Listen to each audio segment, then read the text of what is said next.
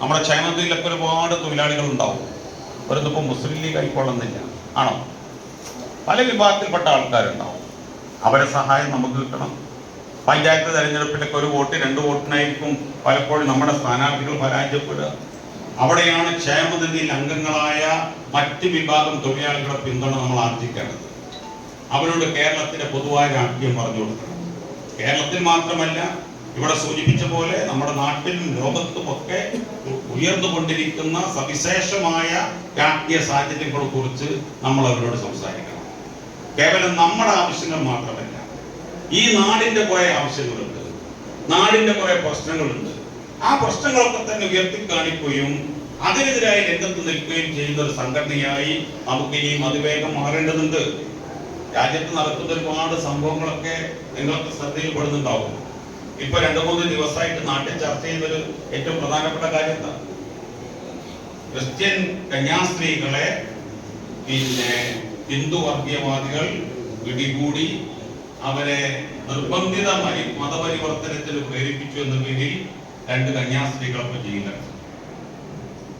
ഈ ക്രിസ്ത്യൻ സഭകൾക്ക് ഇടക്കാലത്തൊരു സ്വഭാവം ഉണ്ടായിരുന്നു.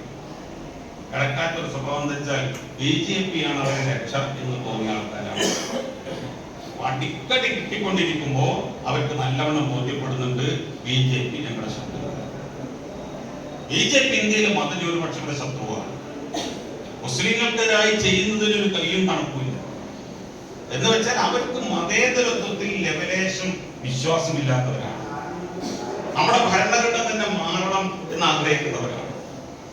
ഇന്ത്യയുടെ ഭരണഘടനയുടെ പ്രത്യേകത നിങ്ങൾക്കറിയാലോ. അത് മതേതരത്വം, ജനാധിപത്യം, സോഷ്യലിസം, ഈ 3 പ്രധാനപ്പെട്ട മുദ്രാവാക്യം ഉയർത്തിപ്പിക്കുന്നതാണ്. BJP നേതാക്കന്മാർ പറയുന്നത് അത് യഥാർത്ഥത്തിൽ അനാവശ്യമാണെന്നാണ്. നാട്ടിൽ ജനാധിപത്യം ആവശ്യമില്ല, നാട്ടിൽ മതേതരത്വം ആവശ്യമില്ല, ഒരു സോഷ്യലിസ്റ്റ് രാജ്യമായി ഇന്ത്യ മാറണം എന്നുള്ള കാഴ്ചപ്പാട്ടിലേക്ക് വരേണ്ട ആവശ്യമില്ല. നമുക്ക് എന്താണ് ആവശ്യം? നമുക്ക് ഇന്ത്യയെ ഒരു ഹിന്ദു രാഷ്ട്രമാക്കി മാറ്റണം. അപ്പൊ അതിനെന്ത് വേണം? മനുഷ്യർക്കിടയിൽ വീഴ്ചയുണ്ടാക്കണം, മനുഷ്യർക്കിടയിൽ അകൽച്ച ഉണ്ടാക്കണം. ആ അകൽച്ചയുടെ രാഷ്ട്രീയക്കാർക്കെതിരായി നമുക്ക് നിലപാട് സ്വീകരിക്കാൻ സാധിക്കും. ഭിന്നിപ്പിന്റെ രാഷ്ട്രീയക്കാർക്കെതിരായി നമുക്ക് നിലപാട് സ്വീകരിക്കാൻ സാധിക്കും. ഈ കേന്ദ്ര ഗവൺമെന്റ് ഇപ്പോ ഇങ്ങനെ പോയാൽ ഏതാനും ദിവസത്തിനുള്ളിൽ തൊഴിൽ നിയമങ്ങളിലുള്ള മാറ്റങ്ങൾ അംഗീകരിക്കാൻ പോകും.